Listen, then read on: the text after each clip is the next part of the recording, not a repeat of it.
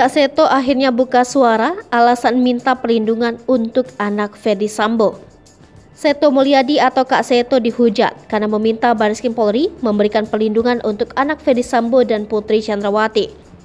Kak Seto yang juga sebagai Ketua Lembaga Perlindungan Anak Indonesia juga beberapa kali disindir oleh netizen setelah sarannya agar Putri Chandrawati tidak ditahan karena memiliki anak kecil. Setelah habis-habisan dihujat, Kak Seto akhirnya buka suara. Melalui unggahan Reels Instagram, Kak Seto mengungkapkan pro kontra merupakan hal yang wajar. Menurut Seto, hujatan dan kontra yang dihadapi merupakan risiko dari menjalankan amanat Undang-Undang Perlindungan Anak yang non-diskriminatif. Kak Seto mengatakan semua anak berhak dilindungi dari tindak-tindak kekerasan termasuk diskriminasi. Hal itu pun perlu dilakukan oleh semua pihak, sehingga anak-anak dapat tumbuh menjadi manusia unggul di masa depan. Terakhir, Kak Seto tetap menegaskan bahwa yang dilakukannya merupakan upaya untuk melindungi anak-anak.